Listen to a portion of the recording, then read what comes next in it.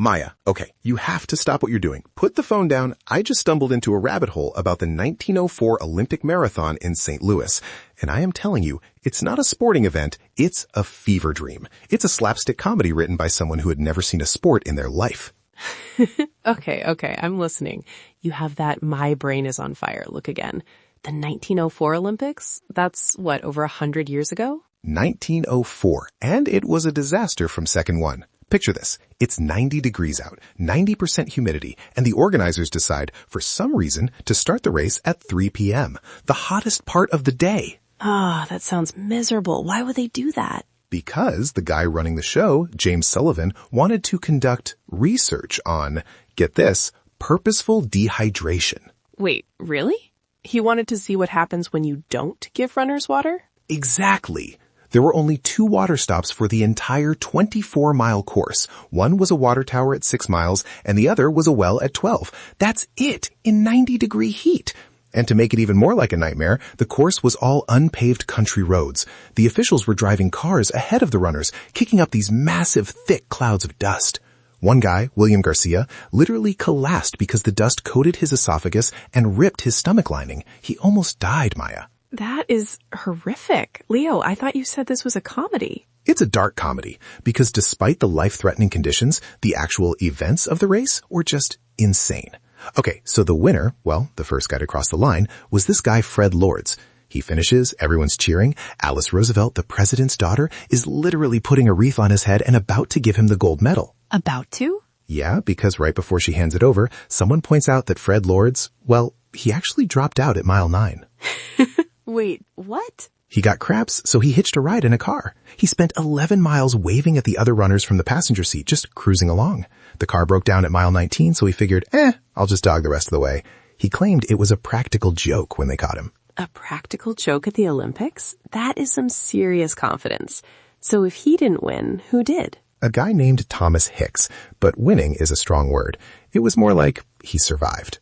10 miles from the finish, he's ready to quit. He's sagging, he's gray, so his trainers decide to help him.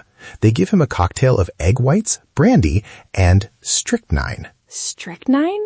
Like the rat poison? Yes. In small doses, they thought it was a stimulant. So he's staggering toward the finish line, literally hallucinating that he still has miles to go when he's right there.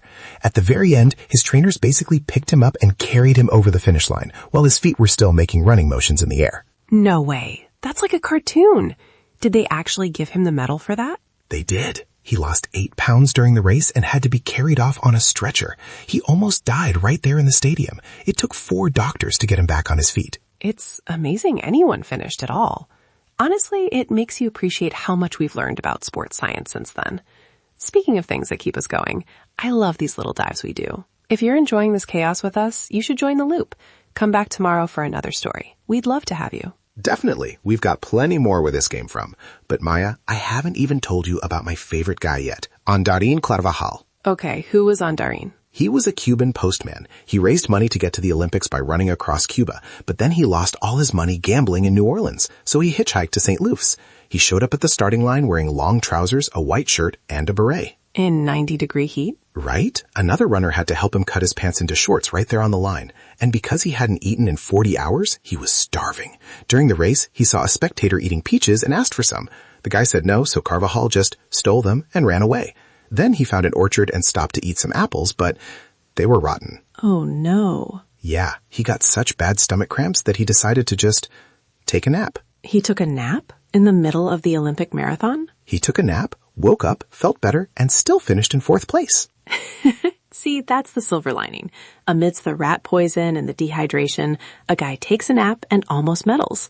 It's actually kind of inspiring in a weird way. It really is. It's like the ultimate just keep going story, even if going involves stealing peaches and sleeping in an orchard.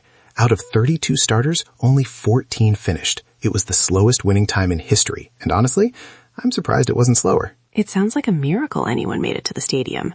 I think I'll stick to my morning walks and plenty of water, thanks. Same here. No rat poison for me. Good call. Well, that was a wild one, Leo. Thanks for bringing that to the porch today. Anytime. Stay curious, everyone. See you again. Stay curious.